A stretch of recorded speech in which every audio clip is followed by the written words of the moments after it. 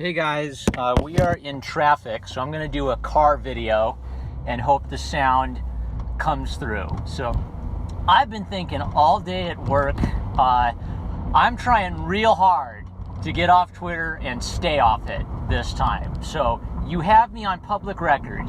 If you see me unlocking my account and going back into the Twitter drama vortex, yell "Stop it, Boomer" at me, or let's bring back hashtag Not Today Satan. Hashtag Not Today Satan was great. That was one of our best in-jokes, and it was actually like a way of life. We got to get that tattooed on our forehead so that we just remember Not Today Satan every time. So I'm going to tweet this video at a few people who have made me think. And some of you are on the pro-EVS side, some of you are on the anti-EVS side, some of you haven't joined a side, and you're kind of like trying to be neutral observers and maybe try to build some bridges. So let me name the people I'm thinking of who have the commonality is you have all given me a poser that made me like stop and think, and then I'm going to tell you the important conclusion I came to, and then maybe I'll ramble about like how I came to that conclusion or the implications of it. So, right, so the first person I'm thinking of is Harrison Bergeron on Twitter. Not the book, but the person on Twitter. Okay, so Harrison Bergeron, I would say he has been the best pro-EVS person I've talked to. Or sometimes I'll talk to a pro-EVS person and it's not like they're on a different planet than me. So I'll say, I think that EVS is not being very professional. And they'll say, well, what about this tweet from last week from someone else? I wasn't talking about that person. That doesn't really have anything to do with what I was talking about, but Harrison Bergeron actually has the ability to maybe stay on point and think about principle. And I think a lot of this Comicsgate civil war comes from competing principles or principles that actually matter, but what happens if this principle bumps up against this principle? So the question that Harrison Bergeron posed me that made me think is, I don't listen to your streams. Do you just see EVS as responsible for this, or do you think that other people have blame? And I had to stop and think about that, because the last 2 or 3 times I've talked about EVS, I've said the same thing. I don't think he's being a good hot dog salesman. I want him to live up more to like Zack. I think my illustration for this is I've been reading Lord of the Rings and The Hobbit again, so I kind of see like EVS is like King Theoden, right? And King Theoden's a great character. He's not the enemy. He's not Sauron.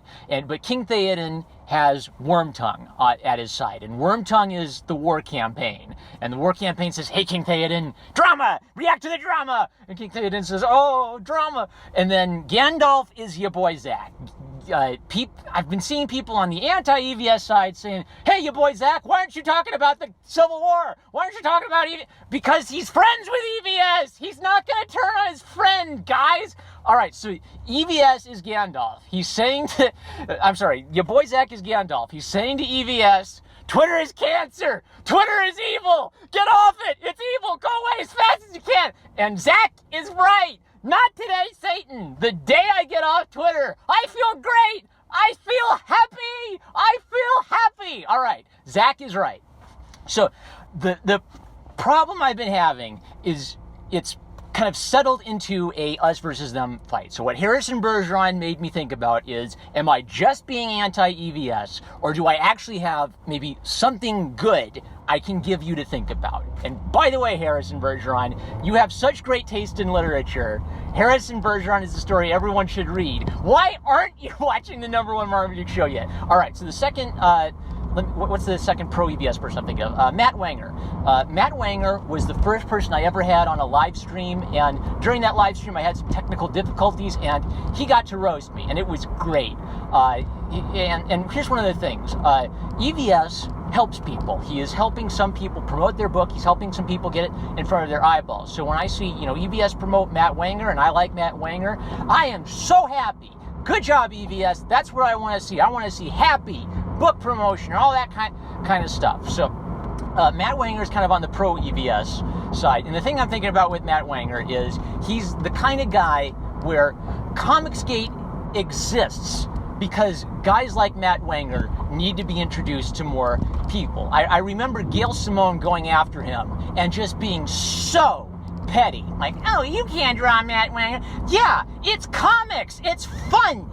Nope, you don't have to be Rembrandt to be great at comics. And the thing about Matt Wanger is, yeah, he admits this. He taught himself how to draw. He has kind of like a funny, goofy little cartoon style. And his comics are so fun. I had so much fun reading Dragoon Knight Aldrake. Gail Simone, by the way, if I haven't persuaded you that Comicsgate is in trouble, the fact that Gail Simone, who is an idiot, laughable, Gail Simone wrote a genderqueer character to like brag about how woke she was, and she didn't know about the traps are gay meme. That's like the equivalent of writing Feminism Woman and then having Feminism Woman make people sandwiches because you don't know anything about feminism. So Gail Simone, the clown, would write a tweet saying, wow, Comicsgate hate each other more than they hate us now. They're laughing at us. They have recognized if your enemies are killing each other, don't interrupt. So the SJWs, even though they're idiots, SJWs are morons. They figured out, hey, wait a second. The more we complain about Comicsgate, the better these guys do. We should just leave them alone. And now that they left us alone, all of you are tearing each other apart. Most of you. All right, so those are the two pro-EVS sides. So let's talk about two anti-EVS people. I'm thinking, maybe it's not fair to call them anti-EVS, but kind of like, generally speaking, kind of lining up down that way. So EVS critic number one, Matt Rice. So he's the co-creator of The Expositioner. I've been on some live streams with him. So all of these guys have made me think. So a week ago, I made a video about, surviving bullying. And Matt Rice kind of made the point that, well, I think there's another way. Like the basic idea of my anti-bullying video is don't interact with the bully. You can't debate with the bully. The bully doesn't want to debate with you. So you gotta say, leave. You just gotta check out and ignore him, mute him, block him, whatever it takes. Just check out of that, because the bully laughs when you react. So his point is kind of like, well, what happens if the bully doesn't care if you're not giving them any fodder? What if they just hate you and they kind of aggressively pursue you? Maybe like the challenge of that is, what's the difference between a troll and a harasser? And I had to think about that. So I think that War Campaign use troll tactics, but they're not the same as kind of a classic troll. A classic troll does something naughty, they say the silly joke, they watch the silly explosion, and they laugh. Literally, trolls tricking Oprah into saying over 9,000 penises is the perfect example, I think, of a classic troll. And once the joke is done, the joke is done.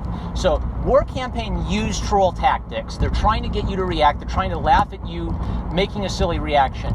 But they aren't classic trolls in the sense that they aggressively go after people. Now, some of the defenders of War Campaign have made an interesting point. War Campaign kind of started as an anti-SJW outfit where like someone would come in and they'd say, you guys are Nazis, I'm so woke, and then War Campaign would just make fun of them until that person like collapsed and left. Because a lot of SJWs are hypersensitive and they pretend to be tough. They eventually get bored of the dicks and mouths memes and they just want to get the hell out of there. So the original idea of something like War Campaign is, oh, there are these SJWs, but if War Campaign just photoshops enough dicks and mouths, the SJWs get bored or they get triggered too much that they finally move on. They finally give up. So the idea is they're like anti-SJW containment units. That's great until, like the dog barks at the burglar and the dog barks at the mailman. So I think that now War Campaign just runs around doing dicks and mouths to everyone, including customers, including friends. And so basically, if you are defending War Campaign, if you're saying, well, it's just dicks and mouths, I feel like you kind of have lost your ability to talk about Comicsgate as a customer service agenda, as a let's introduce as many comics to as many people as possible, because dicks and mouths are only appreciated by a really small percentage of the internet, like the 4chan Kiwi Farms internet gets that kind of cynical sense of humor. Most normal people don't get that. All right, so Matt Rice gave me some pushback on my take on War Campaign. Edwin Boyette. All right, so the video that actually kind of got me thinking about this is my boy Matt Krotz wrote a tweet saying, who's right, Edwin or EVS? And Edwin had a video, kind of like a long, walk and talk video, where he's arguing that EVS's reaction to this tweet isn't professional. Like EVS kind of has to like clean up his act and not get involved in these things. There's been like a lot of personal back and forth between Edwin and EVS recently. And actually, Edwin raised a completely different point that was the prompt for this. I feel like there's an important point that's being missed as we're doing the Civil War stuff. So the important point for me that Edwin Boyette raised is, I'm going to park here for a little bit because I'm out of traffic now. Okay. Is it time to stop talking about SJWs? Is anti-SJW Twitter and YouTube over? It's all repetitive. It's all the same stuff. We got to kill anti-SJW YouTube and just move on to something else. And the point is, I understand where he's coming from. I kind of agree with his smaller point, but I think we need to think broader. So the video he was talking about was Ya Boi Zack made fun of Dan Slott. And I actually didn't watch that video for the same reason Edwin talked about. I have formed my opinion of Dan Slott. Nothing new that Dan Slott is going to tweet is either going to persuade me to buy his books or not buy Dan Slott books. I'm just not buying Dan Slott books. I'm not interested. The worst punishment I can inflict on Dan Slott is to not care. Whatever the hell he does, even if it's obnoxious and SJW-ish, I don't care about Dan Slott anymore. So to that extent, I agree with Edwin Boyette. We've kind of made all of the anti-SJW videos we need to make, and there's a sense in which we can't let SJWs dictate the terms of the conversation for us. But what I think that Edwin Boyette is missing is that the SJWs haven't gone away. They're just ignoring us for the time being. So Lord of the Rings, The Hobbit, it's like the battle of five armies in reverse. So in The Hobbit, the men and the elves and the dwarves, they're all going to fight and kill each other for the treasure. And then the goblins show up. And the men and the elves and the dwarves and the eagles unite to fight the goblins. The emergence of a common enemy unites people who were actually ready to murder each other. We're in the reverse situation. We had a common enemy, SJWs. We were focused on fighting that enemy. And now the SJWs have gone away. And now we're all fighting and killing each other. And I'm not naive enough to think that we can just overlook all this, but we need to really, really think, what's going to happen when the SJWs come back? What's going to happen when it's not just six weirdos on Twitter? What's going to happen if the New York Times decides that Ya Boi Zack or Doug TenNapel or EVS are problematic, and the New York Times needs to unleash its full efforts on destroying them? Do we have the unity to resist something like that again? I don't know, because of this Civil War stuff. So I'm also thinking about Sweetcast, Doug Ernst, and Larry King Undead. Doug Ernst and Sweetcast have both kind of had like business perspectives on this. Over a year ago, Doug Ernst had a video calling, these fights growing pains, where just because we're having these growing pains, that doesn't mean Comicsgate is dead. That doesn't mean the movement's over. There still can be this like great unity or this great building of an independent comics community. But the growing pains is like personal, speckles and people going at it, right? And you can never expect everybody to get along and be happy slappy. I agree with that, but I kind of think now that a year has passed, I feel like we've gone beyond growing pains to where you can formally say there is a civil war. There is two sides. They hate each other's guts. They never stop arguing about it. And when you finally take a break from Twitter and you read The Hobbit, finally joy comes rushing into your mind. You don't need Twitter anymore. Oh my gosh! All right, and then Sweetcast. Sweetcast made me think about this because he's coming at it from a business angle where he kind of looks at Image Comics and he points out that a lot of these Image guys would like really go hard at the teeth against each other and they'd have like really strong rivalries. And so his point is like, maybe now it seems like it's crazy, but a few years go by, this is just going to be history. And again, I kind of agree. That's kind of making me think. But I think maybe what that is missing is the ideological culture war aspect of it. Have you noticed how a lot of the Comicsgate fights have been over things like gay marriage and transgenderism and the Bible's stance on these topics? What is Comicsgate's stance on polyamory, since polyamory is part of the LGBTQ ever-expanding acronym? Maybe that'll be the next civil war. So I'm not so naive as to think everything's going to be okay. We're all going to be happy, slappy friends. Oh, Larry King Undead. All right. Larry King Undead has a comic book coming out it came out on a Wednesday. He's contributed one of the short stories. So Larry King Undead, just one of like these small little, Twitter, YouTube figures. You can get a Larry King Undead story at a comic book shop from Alternate Comics. Buy Alternate Comics. Can we agree on that as a unifying aspect? Pro EVS and anti-EVS Twitter. Buy Alternate Comics. So Like, the point is, he's kind of doing Larry King Undead was always a cynic of, the value of Comicsgate. Like, I remember him not being a big Ya Boi Zack fan. He was kind of like early, like, I don't know about this EVS stuff. And the point he made to me that kind of really challenged me to think was, in the early years of my channel, I was always talking about SJWs and the SJW professors. And the joke he told me is, where in the doll did the SJWs touch you? And I laughed because it was funny, and I kind of sensed it was true, and it made me think. So the first year of my channel, I was terrified of SJWs because when I thought of SJWs, I thought of my teachers. And they would say, hey, number one Marmaduke fan, I expect you to turn in a 2-page essay on queer theory and the arts and the importance of identity politics and art. I'd say, okay, teacher, I'll turn in my essay on the importance of identity politics and art. Oh, and make sure you make special comments on social justice and that too. Okay, teacher. And I was scared of them. And I'm not scared of them anymore. I'm free. All right, so, but I have a different perspective on SJWs than a lot of you. So one of the important things to me is kind of EVS has said he didn't know that much about SJWs until they came after him and tried to destroy his life. And I thought, oh man, that's really important. Okay, it is really important to me if I ask you the question, what are SJWs? If you say a few random people on Twitter, or if you say an evil organization. So it's true that this is the problem with the term. Sometimes when we say SJWs, we mean a couple random weirdos on Twitter that we can ignore. They don't matter.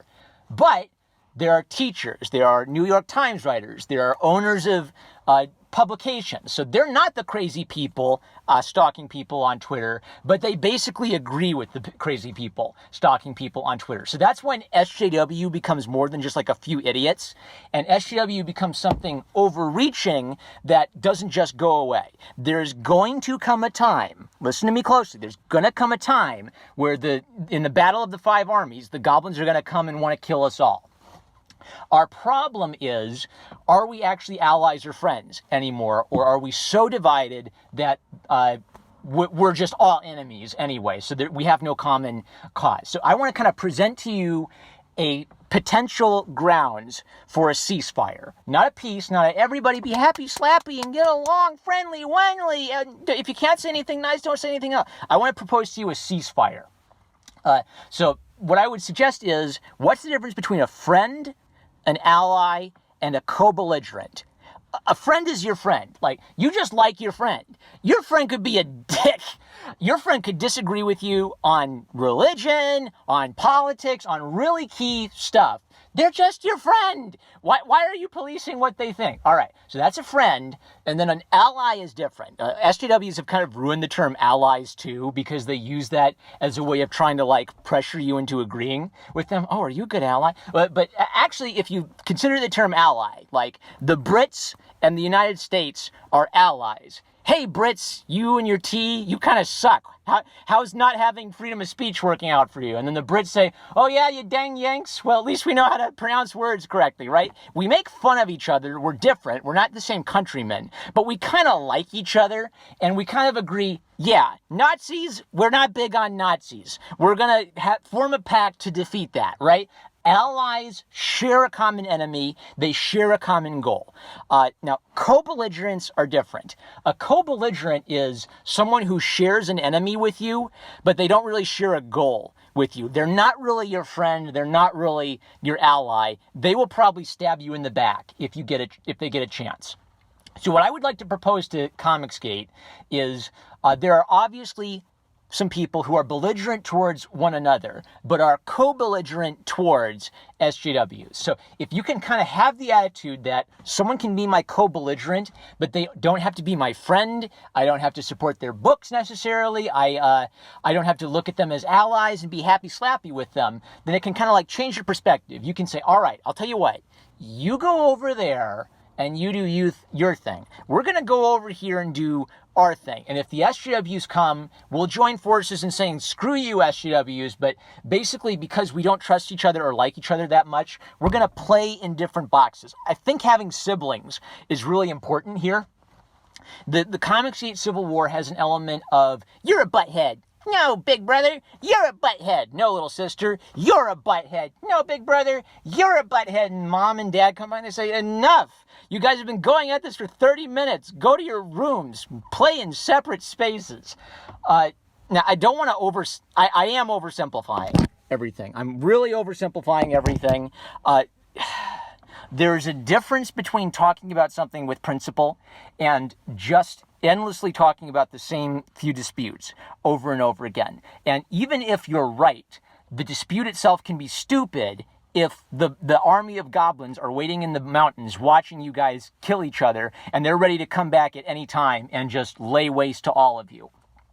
I don't think we are past the SJW problem. I don't think we're just in like a little growing phase where we're all going to shake hands and be friends again. But I think you guys need to have a ceasefire. So here's my pitch to all of you. If the New York Times wrote a hit piece on Ethan Van Sciver, calling him a Nazi, would it be good or bad for Ethan Van Sciver's enemies and critics to come out and say Ethan Van Sciver is not a Nazi? I think it would be a good thing for them to, even if you don't like EVS, even if you don't buy his books, to come out and say, EVS is not a Nazi, you fake news New York Times. All right. Now, if the New York Times came out and said Doug TenNapel is a Nazi, would it be good or bad if EVS and the pro-EVS side and maybe War Campaign came out and said, Doug TenNapel is not a Nazi, you fake news New York Times? To me, it seems really obvious that it would be better for us to be able to say, I don't like that guy, but he's not a Nazi. Screw you, New York Times, right? But if we hate each other, there's going to be this temptation to say, well, he's not a Nazi, but do I really have a stake in this fight? Maybe I'll just sit back and watch as the New York Times and my enemies fight it out. So, I've made like 2 videos now on EVS drama. I've been trying to like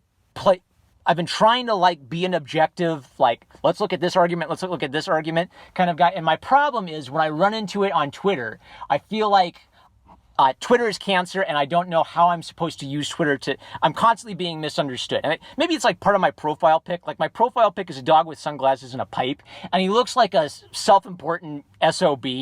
And for me, that's an in-joke. I laugh whenever I look at that stupid picture because I remember the pervert and how I made fun of the pervert, right? So to me, it's a joke. And if you don't know my YouTube videos and you only know me on Twitter, maybe you just think, Marmaduke fan, he's a smarmy SOB, he's an asshole, he thinks he's better than everybody else. And you know what?